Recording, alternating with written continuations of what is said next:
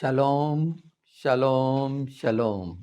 प्रभु यीशु मसीह नासरी के नाम में आज हम शुरू करेंगे पवित्र आत्मा के द्वारा जो आवश्यक है, हम सबके लिए आवश्यक है, जहाँ पर ध्यान नहीं दिया जाता।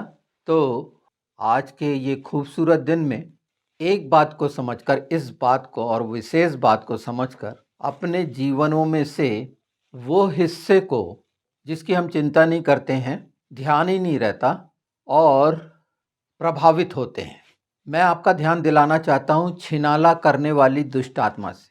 बाइबल में इसका बहुत स्पष्ट है, परमेश्वर ने ये शब्द इस्तेमाल किया है। वैसे ये इंग्लिश में होरोम्स कहलाता है, पर जो हमारे जीवनों के द्वारा कई ऐसी बातें जो नहीं चाहते हुए या अनजाने में होती है, वो इस छिनाला करने वाली आत्मा का काम है। ये दुष्ट आत्मा है, नाश करने के लिए छिपी रहती है और धीरे धीरे ये उन दिशाओं में बढ़ाती है। और चाहे हमारा जीवन आत्मिक है, समझ नहीं रखते, हम निश्चित प्रार्थना भी करते हैं, पर विशेष ध्यान नहीं देते कि ये जो हम कई बार कुछ चीज़ें ऐसी कर जाते हैं वो क्यों हो रही। तो अब परेशान होने की ज़रूरत नहीं है। ये छिनाला करने वाली आत्मा को आज आपका बांधने का दिन है यीशु के नाम में। गिनती 23-23, मत्ती 18-18, यूहन्ना 14-14 के अनुसार। और यही मैं चाहता हूँ यीशु के नाम में, और हमेशा के लिए इसे वो अथाह गड्ढे जो ठहराया गया है वहाँ भेजता। हम अपने अंदर बाहर ऊपर नीचे सब जगह इस बात का ध्यान दें अपनी प्रार्थनाओं में, क्योंकि शैतान इन्हीं चीज़ों से प्रभावित कराता है विश्वासियों को। हम विश्वासियों के लिए संसार का लोभ लालच नरक में जाने का, नाश होने का कारण है, पर उनके लिए जो गैर मसीही हैं, अविश्वासी हैं, उनको ये छिनाला करने वाली आत्मा उनके लिए सहयोगी है। बाबा सिद्धि, ओझा सिद्धि, भूत प्रेत, जादू टोना, ये सब हम मसीहों पर असर नहीं कर सकता। पर अगर हमारा ध्यान नहीं है, अगर हम इस विषय में सोए हुए हैं, तो निश्चित नुकसान हो जाएगा, और ऐसा हो भी रहा है। तो जब हमें ये समझ मिली है पवित्र शास्त्र के द्वारा, तो ये अचानक नहीं हो गया। इन दृढ़ इच्छाओं के साथ, स्थिरता के साथ, स्थिर रहने के साथ, क्योंकि अगर हम स्थिर नहीं होते हैं इन समझ के साथ, तो हम अनजाने में धोखा खा जाते हैं और कई तरह की परेशानियां, नुकसान और बीमारी और ठोकर हम फंस जाते हैं किसी भी जाल। क्योंकि ये चीज़ें उत्प्रेरक हैं, उत्साहित करती हैं, बढ़ाती हैं। तो ध्यान रखेंगे कि और इसमें मदद मांगेंगे पवित्र आत्मा की यीशु के नाम में, और छुटकारा निश्चित है। अगर जो भी मसीही इस जाल में आ गए हैं, तो निश्चित ये छुटकारे का समय है। यीशु के नाम में निश्चित आपका छुटकारा होना ही है, क्योंकि आपके कान सुनेंगे, पवित्र आत्मा आपको चैतन्य और स्थिर करेगा। ये बातें हम देखते हैं होशे 5 में। अगर हम देखें तो ये 2 अध्याय 5 और 6 बड़े मुख्य हैं, और यहाँ ताबोर पर्वत के बारे में बताया है। आज हम ताबोर पर्वत के बारे में वो बातें जो जानना आवश्यक हैं सीखेंगे, सुनेंगे और समझेंगे। इसे हाई माउंटेन कहा जाता है। ये करीब 575 मीटर ऊंचा है। ये मैं जो वहाँ का दृश्य दिखा रहा हूँ, इसे और इसकी जो अहमियत है, इसका जो महत्व है, ताबोर पर्वत इसीलिए भी महत्वपूर्ण है क्योंकि यह हमें यह संदेश देता है कि उच्च आध्यात्मिकता, जो उच्च आध्यात्मिक अनुभव चाहते हैं और दिव्य प्रकटीकरण का वो सिंबॉलिक जगह है, दिव्य प्रकटीकरण के बावजूद भी अगर इंसान सही मार्ग पर नहीं चलता तो भटक सकता है। ये उस हिस्से को दिखाता है जो आप देख रहे हैं, इसमें देखेंगे। ये वही स्थान है जहाँ पर प्रभु यीशु का रूपांतरण हुआ। उसके लिए हम देखें मरकुस रचित सुसमाचार 9वां अध्याय 2 पद से पढ़ रहा हूँ मैं। 6 दिन के बाद यीशु ने पतरस और याकूब और यूहन्ना को साथ लिया और एकांत में किसी ऊंचे पहाड़ पर ले गया। यहाँ पर किसी ऊंचे पहाड़ पर ले गया। वहाँ उनके सामने उसका रूप बदल गया और उसका वस्त्र ऐसा चमकने लगा, यहाँ तक उज्ज्वल हुआ कि पृथ्वी पर कोई धोबी भी वैसा उज्ज्वल नहीं कर सकता। और उन्हें मूसा के साथ एलिया दिखाई दिया। वे यीशु के साथ बात करते थे। इन सबों ने देखा। ये आज जो ये स्थान है, यहाँ पर चर्च बना हुआ है जो आप इसमें देखेंगे। एक विशेष जगह ये याद की जाती है, पर इसके लिए हमको ये जानना जरूरी है जो भजन संहिता में कहा गया है। अगर हम भजन संहिता 89 निकालें, इसकी अहमियत को हम कैसे समझ पाएंगे अगर हम अभी जो हमने पढ़ा और ये मेरा प्रिय पुत्र है, इसकी सुनो, जो हम पढ़ने जाएंगे आगे, वो हिस्सा कितना महत्वपूर्ण है जहाँ पर ये घटना घटी। और भजन संहिता में इसकी अहमियत जब हम इन पदों को देखेंगे, 11 पद देखिए 89 भजन संहिता। आकाश तेरा है, पृथ्वी भी तेरी है, जगत और जो कुछ उसमें है उसे तू ही ने स्थिर किया है। उत्तर और दक्षिण को तू ही ने सिरजा। ताबोर और हेर्मोन तेरे नाम का जय जयकार करते हैं। ये कितनी खूबसूरत बात आ रही है। इस बात पर ध्यान जा रहा है यहाँ ताबोर और हेर्मोन, जहाँ ओस के बारे में बाइबल में लिखा है। ये विशेष जगह है और परमेश्वर का पर्वत और ऊंचा किया जाएगा। ये ऊंचे पर्वत की बात है। ऊंचे पर्वत पर प्रभु यीशु ले जा रहे हैं। मरकुस 9 उसका 7 भी पढ़ लें। तब एक बादल ने उन्हें छा लिया और उस बादल में से एक शब्द निकला, यह मेरा प्रिय पुत्र है, इसकी सुनो। तब उन्होंने एकाएक चारों ओर दृष्टि की और यीशु को छोड़ अपने साथ और किसी को न देखा। वहाँ एलिया और मूसा आए हुए थे। वो जगह कितनी महत्वपूर्ण है जहाँ पर हमारे लिए वो प्रगटीकरण, रूपांतरण का, कि मनुष्य महिमा में क्या है ये समझा जा सकता है। प्रभु यीशु ने चेलों को मना करे थे कि ये बातें ना बताना। ये आज हमारे सामने इतनी खूबसूरत सच्चाई ताबोर पर्वत की, क्योंकि ये पर्वत जैतून पर्वत, सियोन पर्वत, होरेब पर्वत, और अभी अभी मैंने वो 2 पर्वतों का आपके सामने वीडियो रखा था जहां आशीष और श्राप की बात थी।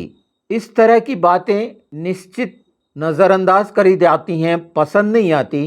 पर अगर हम यीशु की नहीं सुन रहे तो तमाम चीज़ें जो सुनी जा रही हैं अलग अलग माध्यमों से, वो कोई मायने नहीं रखती। अगर उस दिव्यता को जो वहाँ प्रकट हुआ, अगर ये हम नज़रअंदाज कर देते हैं तो हम कैसे पहचानेंगे कि हम क्या कुछ होंगे। दबोरा जो न्यायी थी, भविष्यवक्ता थी, बराक को उसने विजय में अपने आप को आगे बढ़ाया था। दान जैसे लोग जो व्यापार करते थे मना कर दिए थे।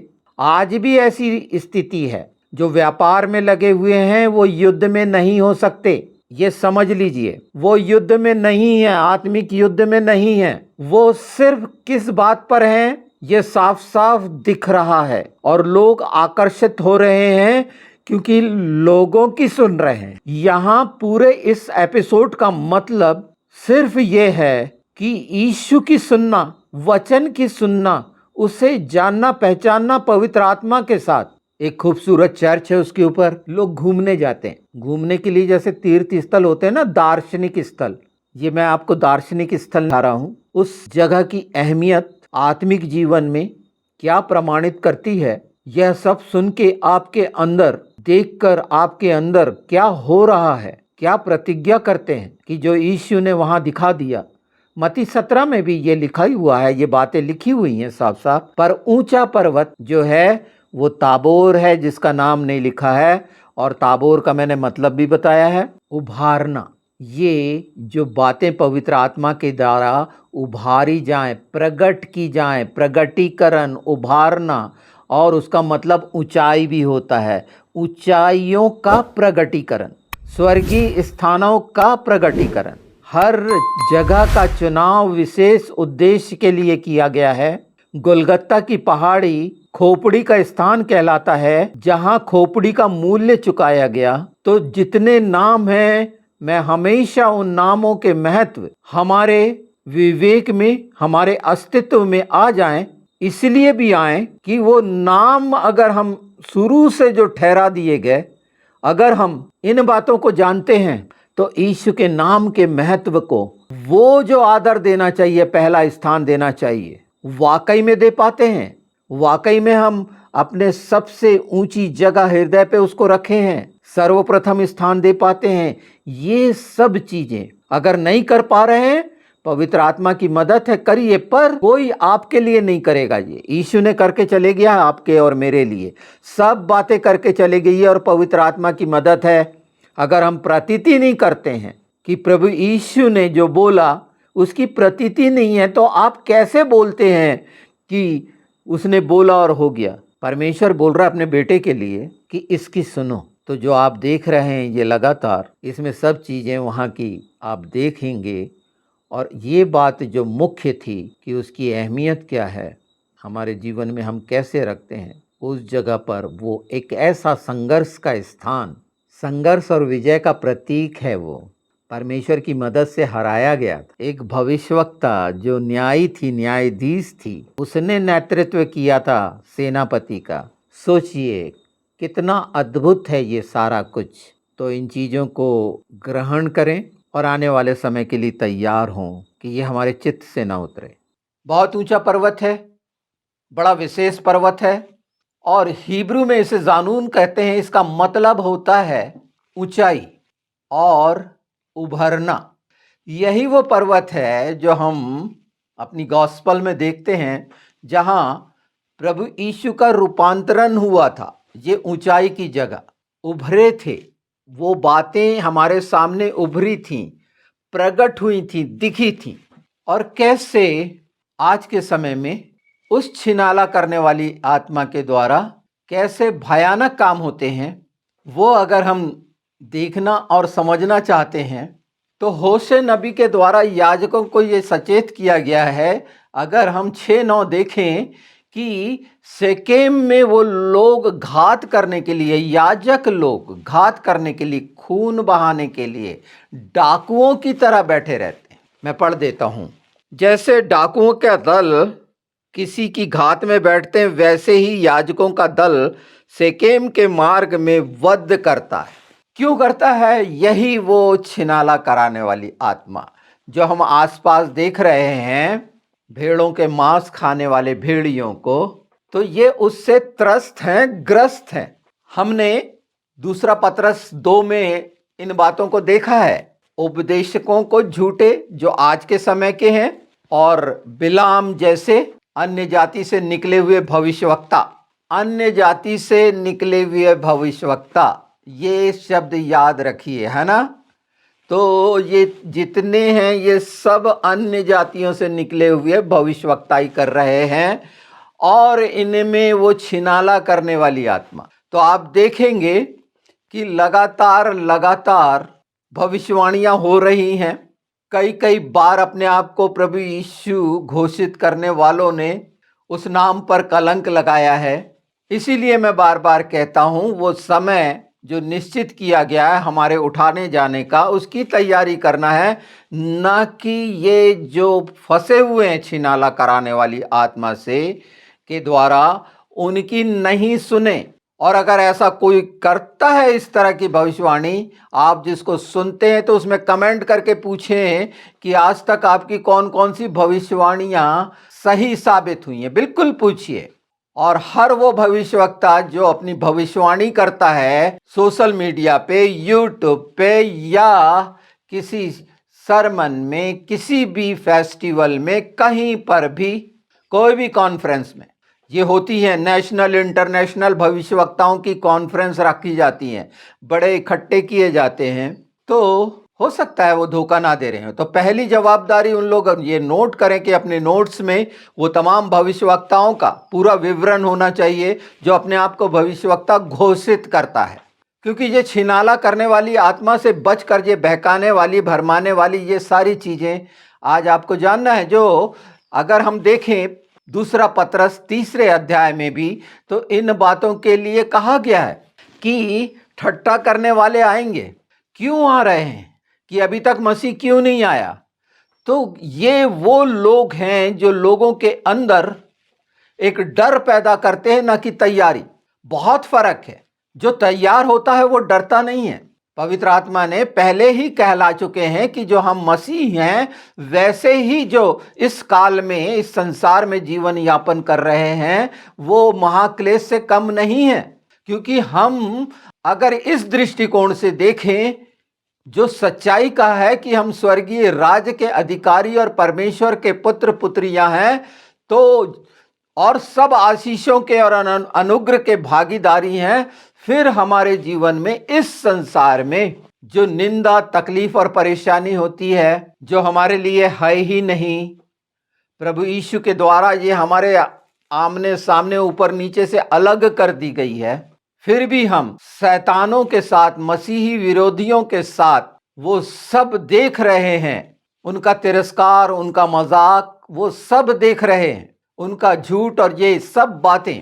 तो ये वो छिनाला कराने वाली आत्मा के चुंगल में फंसकर उस जाल को वो लोग ना फैलाएं जो अपनी प्रसिद्धि चाहते हैं, प्रतिष्ठा चाहते हैं। और मैं तमाम भेड़ों के लिए जो हम प्रार्थनाओं से शुरू करें हैं इस बात को, ये हमेशा तैयार रहें। और इन चीज़ों में अगर हम सतर्क और स्थिर रहेंगे तो कोई भी ऐसी बात, चाहे वो चमत्कार हो, आश्चर्य कर्म हो, नहीं भटका सकता कोई भी मनुष्य आपको। पर जवाबदारी हम सब की है। अपने लिए अच्छा अच्छा सुनना सबको अच्छा लगता है, पर वास्तव में वो सच है क्या, यह जानना जरूरी है। और कैसे सच है ये पूछना जरूरी है। और वचन के अनुसार क्या है। तो ये सतर्क रहें। जो घोषणाएं करते हैं, भविष्यवाणी करते हैं, उपदेशक, ये सब अब सतर्क होने का है। क्योंकि सिर्फ आप लोगों में पहचान नहीं बना रहे हैं, बल्कि परमेश्वर के राज्य का नुकसान कर रहे हैं उन बातों के साथ कि अगर आप भ्रमित करते हैं। जो भ्रमित करता है, इस बात को ध्यान में रखें। जो मैंने ताबोर पर्वत का बताया था, सिसरा को मारा गया था, उसके सिर में वो जो लकड़ी की खूंटी होती है, वो दबोरा का समय याद है, ठूस दी गई थी। तो ये खूंटी ठोस देना, जब दबोरा की बात आ रही है, ताबोर की बात आ रही है, इस बात को अपने जीवन में उभारें। उस ऊंचाइयों में बड़ा विशेष पर्वत है। अगर इसका दृश्य देखोगे तो ये रोडें नीचे से ऊपर तक जाती हैं, घुमावदार घाटियां। बाइबल की बहुत खूबसूरत बात याद रखिए, नोट कर लेना। 6वां, क्योंकि मैं बलिदान से नहीं, स्थिर प्रेम से ही प्रसन्न होता हूं। अभी हमने प्रसन्न कैसे करें? स्थिर प्रेम। और होम बलियों से अधिक मैं यह चाहता हूं कि लोग परमेश्वर का ज्ञान रखें। ये जो ज्ञान ऊपर से उतरता है, जो हमें मिल रहा है पवित्र आत्मा के द्वारा, ऊपर से कौन उतरा? यीशु। ऊपर से कौन उतरा? पवित्र आत्मा। ये वो ज्ञान का प्रकाश। अगर इसके पहले कि प्रकाश चमकता है, अगर हम 5वां पद भी देख लें तो ज़्यादा अच्छा होगा। पर 5 अध्याय और 6वें अध्याय का मूल जो आज के समय में, तो पतरस 2 और 3 का अगर हम अध्ययन करेंगे तो वो शब्द जो आप सुन रहे हैं इन अध्यायों में आप पाएंगे। जब हम जान रहे हैं इस बात को, और पतरस दूसरा अध्याय का दूसरा पतरस 3 इसमें ठट्टा करने वाले, मजाक उड़ाने वाले, आज संकित होने वाले, बेफिक्र होने वाले, निश्चिंत होने वाले, सिर्फ कह देते हैं, उसका प्रभाव अपने मनोमस्तिष्क, मन, प्राण, आत्मा, बुद्धि पर जो नहीं देख रहे होते हैं, वो ठट्टा कर रहे हैं। ठट्टा करना क्या है? सिर्फ बोल के। जब हम किसी चीज को नजरअंदाज करते हैं तो परमेश्वर के वचन का ठट्टा करते हैं। ये बात नोट कर लीजिए। नज़रअंदाज कर देना, किसी के द्वारा कहा गया उसका मजाक उड़ाना, ठट्टा करना होता है। तो परमेश्वर ने जो निश्चित कर दिया है, परमेश्वर ने जो निश्चित कर दिया है उसको नज़रअंदाज करना मतलब उसका मजाक उड़ाना, उसका ठट्टा करना है। और अनजाने में ये दुष्ट आत्मा छिनाला करने वाली यही करा रही कि स्थिरता क्यों नहीं है। और उसका मुख्य कारण पवित्र शास्त्र में स्पष्ट है। अविश्वास क्यों पैदा करना चाहती है, अनुग्रह का इनकार क्यों पैदा करना चाहती है, जो हम लगातार सीख रहे, जान रहे और समझ रहे हैं। ये एपिसोड बहुत विशेष होने वाला है आप सभी विश्वासियों के लिए और मजबूती देने वाला है। इसे ध्यान से समझ के अगर हम जाने समझें और जो अध्यायों का मैंने वर्णन किया है, बताया है कि इनको देखें, इन्हें पढ़ें, इन्हें समझें पवित्र आत्मा से। यीशु के नाम में जब मैं बोलता हूँ पढ़ें तो मदद मांगते हुए। तो आज ये भी बात समझ लें कि ये ज्ञान जो है ऊपर से उतरता है, जो तो परमेश्वर का ज्ञान रखें। और ये सब हम अच्छे से जानते हैं कि नूह के समय में किस तरह से जल प्रलय हुआ, ठट्टा करते रह गए। 120 सालों से वो बना रहा था और आके मजाक करते होंगे, कैसी कैसी बातें करते होंगे, वैसा ही चल रहा है। पतरस यहाँ साफ बोलता है कि ये पिघलने वाली है, आग से नाश होने वाली। आग का एहसास होने लग गया है। पर्यावरण में बहुत सारी बातें सुनते हैं कि क्लाइमेट चेंज हो रहा है, इस बार गर्मी ज़्यादा हो रही है, इतना इंक्रीज हो गया है, इतना सेंटीग्रेड बढ़ेगा और ऐसा होगा। निश्चित ये सिर्फ एक आहट है, एक हल्की सी। पिघलना है, फैसला आग से होना है, हर चीज नहीं होनी है। इसको कैसे इनकार करोगे? तो वो नूह के जहाज का इनकार कर दो। अगर नूह के जहाज का असर नहीं है कि वो क्यों जल प्रलय हुआ था, तो इस बात का भी एहसास नहीं होगा। और बाइबल कहती है मुर्दों में से जाग हे सोने वाले। इसीलिए पवित्र आत्मा बार बार मुझसे कहलाते हैं, ये जंगल में पुकारने वाले का शब्द है। निश्चित जितने सुन पा रहे हैं, जहां तक पहुंच पा रहा है, क्योंकि इन खराई के वचनों से मनोरंजन नहीं होता। पर एक चीज मान लीजिए कि आपकी आत्मा की स्थिरता और दृढ़ता और वास्तव में आपके जीवन में प्रेम और परमेश्वर का सौंदर्य और मधुरता और नम्रता और दीनता आएगी इन सच्चाइयों से। यहाँ लुभाने वाली बात नहीं है, वचन की वो सच्चाई है, वो ज्ञान प्रकाश है और आपका सच्चाई और प्रकाश अगुवाई करेंगी। ये वचन की सच्चाई है। तो जो नाश होना है किस तरह से होना है, और वो नाश में ये छिनाला कराने वाली जो दुष्ट आत्मा है, ये मनुष्य को किस रीति से अपने जाल में फंसाई है। और तमाम प्रकार के जो शैतान के द्वारा हम देखते हैं ना कि मनुष्य को जब वो बहकता है या लालच में फंसता है, वो टेलीपैथी, हिप्नोटिज्म और नाना प्रकार की चीज़ें, वो बॉल और ये सारी चीज़ें और जानना, हर दिन का भविष्य पहचानना और आज मेरे लिए क्या है, ये शैतानों से देखना और उससे प्रभावित होना। सोशल मीडिया में ये भर तो रखा है, ये बहकाने के लिए तो है, ये छिनाला कर रहे हैं। और छिनाला किस किस तरह का है बाइबल में देख लीजिए। जब एक व्यक्ति परमेश्वर के विरोध में, जैसे आज आप ठट्टा करना समझ रहे हैं, वचन का ठट्टा करना, परमेश्वर का ठट्टा करना, यीशु का ठट्टा करना, अगर हम ध्यान नहीं देते हैं तो लिखा हुआ पतरस बोलता है कहाँ रही उसके बाप दादाओं से अभी तक क्यों नहीं हो पाया। ये वो लोग हैं जो धीरे धीरे, जिसे बैकस्लाइड अनुग्रह से गिरे हुए वो लोग जो नास्तिक हो जाते हैं कि ऐसी कोई बात सच होते तो दिख रही नहीं, अपने आप को संसार का बुद्धिमान दिखाते हुए। तो पहली बात जो सबसे मुख्य है, आज छुटकारा का दिन, मुख्य दिन, अपने जीवन से इन सारी चीज़ों को उतार फेंकने का दिन है कि जिस बारे में हमने ध्यान नहीं दिए थे। तो ताबोर याद दिला रहा है, यीशु का प्रगटीकरण, रूपांतरण याद दिला रहा है, और वो वाचाएं और प्रतिज्ञाएं सब सच हैं जो सिर्फ मसीहों ने पाई हैं, विश्वासियों ने पाई हैं। और उसमें सामर्थ है और हर दिन का अनुग्रह है। उसमें रहकर बेफिक्र ना होइए, बल्कि इसको चमकाइए, अपने आप को देखिए, पहचानिए, और कौन सी चीज़ आपको प्रभावित कर रही है अनजाने में, जिसकी तरफ ध्यान नहीं दिया गया, परमेश्वर ने भी बहुत समय तक पाप पर ध्यान नहीं दिया था। वचन में लिखे हुई हैं ये सब बातें, ये सच्चाइयाँ हैं। और सतर्क करने के लिए पवित्र आत्मा, आज जब आप पूरा छुटकारा पाएंगे और देखेंगे कि इन सच्चाइयों को जानेंगे और अपने अंदर की तमाम गांठों से छुटकारा पाएंगे, बुराइयों की तमाम जड़ों से छुटकारा पाएंगे। यीशु के नाम में मांगिए ना, यीशु ने कहा है ना कि तमाम जड़ों को उखाड़ के फेंक सकता है ना वो नाम, उसकी अधीनता में सब है ना, तमाम गांठें उसने खोली हैं ना। ये गांठें खुलें और सच्चाई और आत्मा से आराधना, जो सचमुच में हमारी आत्मा चाहती है कि हम आत्मा में वो कर सकें, पहचान सकें, देख सकें, सुन सकें। ये पवित्र शास्त्र की वो सच्चाई है जो प्रतिज्ञाओं के साथ है।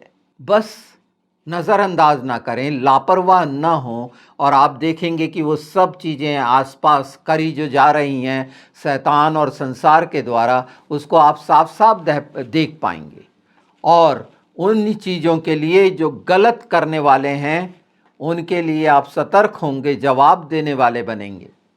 आप गूंगे नहीं रहेंगे कि ये चीज़ें और ये सच्चाई की ये विरोध करना नहीं है। सच को जानना अधिकार है हर मनुष्य का, और जो सच को जानेगा वही स्वतंत्र होगा। ये पवित्र शास्त्र का यीशु ने कहा है। तो ये सच्चाइयाँ आपके साथ इसीलिए रखी गई हैं कि पूरी रीति से जो स्वर्गीय आशीष के हम अधिकारी हैं, आत्मिक उन्नति के लिए इसी पृथ्वी पर हमारा जीवन उसके राज्य के लिए, उसके राज्य को प्रदर्शित करे। और वो तभी है जब ऐसी जो छिनाला करने वाली दुष्ट आत्माएं और बाबा ओझा सिद्धि क्या क्या है, भूत प्रेत, इससे कहीं ना कहीं दुष्ट आत्मा ये लगातार करता रहता है, लगातार करता रहता है कि अब कब भूले हम और कब फिसले हम। तो इस बारे में ध्यान दीजिए। ये मनुष्य की शारीरिक कमजोरी है, आत्मा में आप प्रबल हैं, पर शारीरिक कमजोरियों में एक मनुष्य को पता नहीं चलता कि वो कब किस दुष्ट आत्मा का शिकार, क्योंकि वो तो शैतान तो ये चाहता ही है। तो अपने आप को हर दिन अपनी प्रार्थनाओं में यीशु के लहू के द्वारा, यीशु के वचन की सच्चाई के द्वारा इन बातों को प्रभु यीशु के हाथ में सौंपें, पवित्र आत्मा की मदद मांगें और पूरा पूरा छुटकारा पाकर हर दिन कि आप पूरा छुटकारा पा चुके हैं, तभी आप आत्मा का आनंद और वो शांति और जो आवश्यक उसने उत्साह, उमंग और नया अभिषेक रखा है उसको ग्रहण कर पाएंगे। हम अगर हर दिन एक फ्रेश अभिषेक ग्रहण करते हैं और इन चीज़ों में फंसे हुए हैं, तो वो तमाम निराशाएं, हीन भावनाएं, परेशानियां उससे वंचित कर देती हैं। और परमेश्वर हर दिन जिसका सुसमाचार आनंद का है, वो खुशियां देना चाहता है, प्रसन्न करना चाहता है आपको, कि आप प्रसन्न होकर परमेश्वर को प्रसन्न करने योग्य वो कार्य करें जो परमेश्वर की दृष्टि में स्थिर है। और ये सब पवित्र शास्त्र में आप सब के लिए पूरा पूरा रखा है, इससे कहीं ज़्यादा रखा है, इससे कहीं ज़्यादा आप जानते हैं। तो एक दूसरे को भी संभालें, समझाएं, सिखाएं। और निश्चित मैं तो ये चाहूँगा कि ये सच्चाई का अब जितने भी सब्सक्राइबर हैं इसको शेयर करके बढ़ाएं, लोगों तक पहुंचाएं जहां तक इस बात की समझ नहीं है। इसको ऐसे ही ना समझ लें, ये आपके द्वारा किया गया वो कार्य होगा जो परमेश्वर की महिमा और स्तुति का है। अनंत जीवन सत्य प्रकाश ये आपका खुद का अपना चैनल है, ये कोई व्यावसायिक चैनल नहीं है जिसमें कमाई धमाई का कुछ है। तो अपना योगदान, जो आत्मिक योगदान निश्चित आप कर रहे हैं। हाँ, उन लोगों के पास जो बुज़ुर्ग हैं, छोटे फ़ोन हैं, वो जानते नहीं हैं, मैं जानता हूँ, पर वो सुन रहे हैं। पहुँचना है, आप मत रुकिए। तो ये बंधन, ये जाल टूटते चले जाएंगे यीशु के नाम में, और वो आग इन्हें जलाते चले जाएगी जो पिता की है, आगे आगे भस्म करती है और पीछे पीछे जलाती है। और दुष्टता की ये छिनाले की जितने काम हैं, अब बोला करिए ना कि परमेश्वर के दूत उनको रौंदे रगड़ें, उन पर परमेश्वर की बिजलियां दुष्टता को नाश करती हैं। परमेश्वर की तलवार है, परमेश्वर का फरसा है, ये उन पर चलाइए और अपने आप को उसके उद्धार में हमेशा बनाए रखिए। धार्मिकता का झिलम में हमेशा आप रहिए, इस सच्चाई के साथ दृढ़ और मजबूत रहिए, तो वो कार्य जो आपके द्वारा किए जाएंगे या चाल चलन के होंगे या हाथ के होंगे, परमेश्वर की महिमा के लिए होंगे। यीशु के नाम में ये सब बातों पर ध्यान दीजिए, लापरवाह मत होइए, नज़रअंदाज मत करिए, ध्यान रखिए स्वयं का भी, अपने परिवार का भी और परमेश्वर की कलीसिया का भी।